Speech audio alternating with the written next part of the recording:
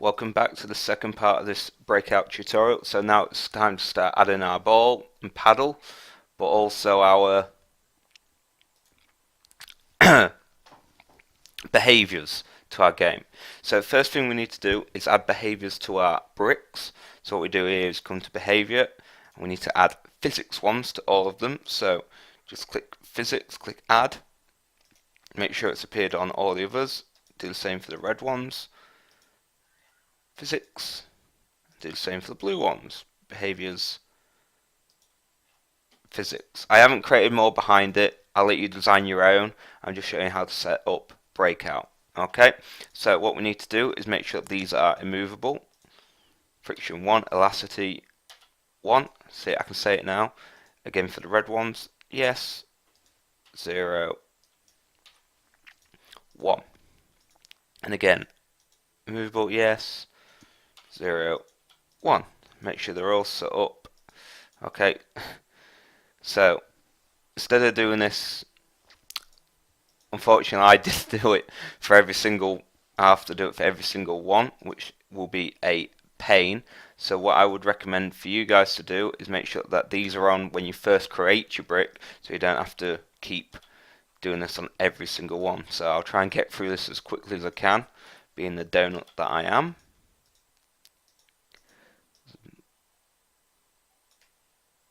Make sure that they're all immovable. What a pain this is. Be much easier if we had the family function available, but we do not. However, this shouldn't take me too long. Thank God I didn't do 5 rows.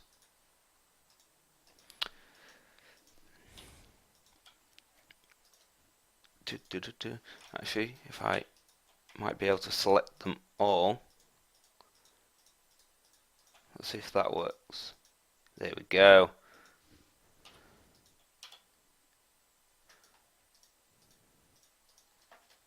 So selecting them all seems to work. I shall do that. So holding shift and click on them on each object, that saves us a bit of time. Thank goodness they added that feature. Here we go. So holding shift, left clicking on all the ones, make sure that they're removable. Yep, friction 0, elasticity is 1.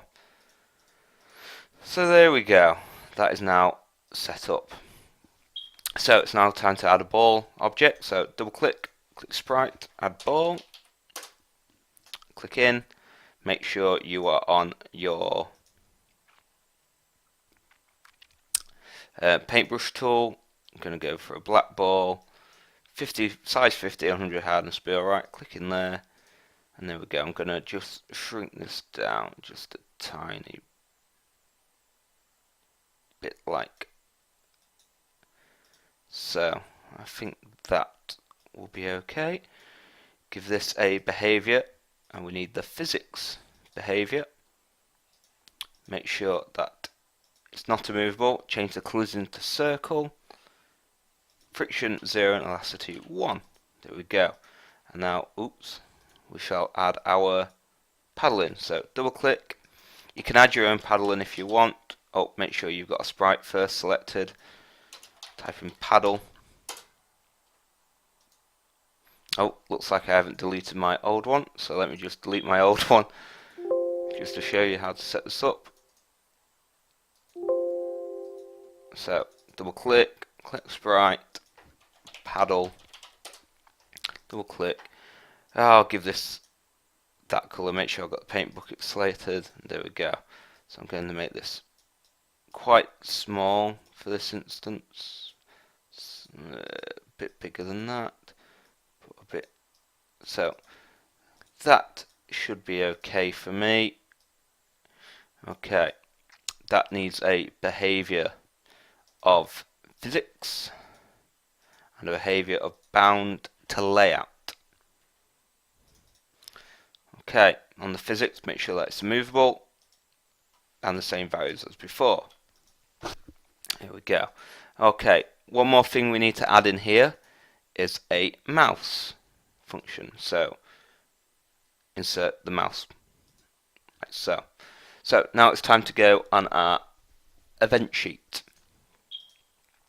So if I click Add Event, click System, click Next, and on our start of layout, which is just here, we want to set the gravity of our ball. So you're looking for set world gravity to 0, so it just goes straight down when we start. Okay, if you want to add something where the ball doesn't come down straight away, you can add a wait function. So if you just go to Add Action, click on System, there's a wait one at the bottom. You can set it to 1 second in this instance, and then we need to apply force at an angle. So there are a few ways we can do this. I'm going to set mine to 300 for now, see if that's as speedy as I want. We can do this a number of ways. Either we can have the ball go down straight away, so it goes towards the paddle, or we can do it in a random 360 set. I'm just going to keep it to 90 for now, and just click Done. Okay, next thing we're going to do is click on our ball, or click Add Event, click on our ball, click Next. I'm going to check to see if our ball is outside the layout. So if it's going past our walls essentially, if it is, we need to destroy the ball object. So click Destroy, and then we need to create that ball again. So create object, choose the ball like so, and 400 on X, 416 on Y should be okay. Click Done. And then we need to wait, or you can have a wait in, it's up to you. I'm going to put one in for this instance. Wait 1 second, and then on your ball, apply force at angle again. It's up to you what you do with your angle. I'm going to just stick mine to 90 again. Click Done. Now it's time to do our collisions. Our ball collisions with the bricks. As I said earlier, if we had the family option available, this would be slightly easier. There is another way how to do this, but I'm going to leave that as a task for you later on. So I'm just going to click Add Event. I'm just going to do our yellow block first. So, actually, 1 second, that was wrong. I need to click on our ball. There we go. And if our ball is collided with another object, for instance our yellow block, done, we want to destroy the yellow block. Now Construct is smart enough to know that when you collide with the object, but it's also smart enough not to destroy every object that's called yellow brick until you collide with that individual piece. It's quite a nice little tool. And all you would do is, I'm just going to copy Control C. Actually, I'm just going to click Add Event, click on Ball, on collision with another object, choose that red one, red block, done, add the action. The action is red block, destroy, done, add event, ball, on collision with another object. Obviously it's going to be blue block, done. I'm going to destroy the blue block. Destroy. Okay, now we need to set up movement. A few ways we can do movement. You can either do it with a keyboard and set the angle on the X position to move where you want, or in this instance I've decided to use a mouse. So to do this, you click on Add Event, System, and you're looking for something called every tick. So just type in at the search every tick, which is just there. Click Add Action, look for your paddle, and then you want to set the position, which is down here in the size position, set position. For the X, you type in mouse.x, and the Y, paddle.y. So, if you play and test, this should work out okay. So the ball won't move straight away because it gave it 1 second, and there we go. Obviously it's just bouncing up and down at the minute. The reasons for that is the collisions on our paddle need changing. Okay, or we need to pinpoint where this goes. So if it's on the corner, it does go in a different direction, etc. Like so. And obviously everything's working the way we want it at the moment. All the bricks are destroying when we touch them. Like so. So it's all working nicely. Okay.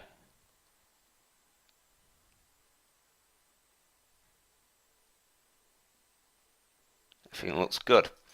So to change the collisions on an object, all you do is click on the one you want changing, double click, and come down here to set collision points. And I'm just going to add another one. So all you do is click on one, click add point, it creates a new one in the middle. I'm just going to drag these down like that. That should be enough. I'm just going to click play, and that has set them off at a different angle to start with.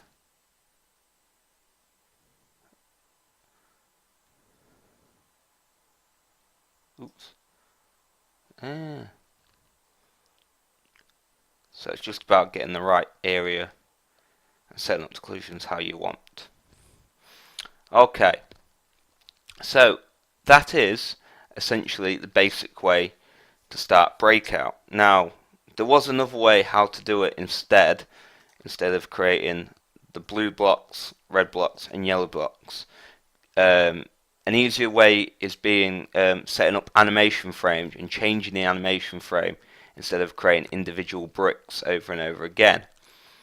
This would help us determine how many blocks we have on screen to be able to go to a different level. So that's my task for you guys to try and figure out for next week. Okay. Other tasks you can do is setting up some power-ups and also trying to figure out how you can get it so you have to hit the second row of blocks twice before the break. Okay, so good luck, and I hope everything goes well. See you next week.